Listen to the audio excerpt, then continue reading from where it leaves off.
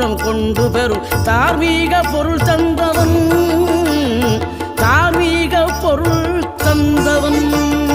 ஆறுபடை வீடும் அருள் வழங்கும் முருகா அருகே அணிவோடோடிவா. மூவிரண்டு முகம் ஜொலிக்க 2 கரங்களுடன் ஆதரவு தர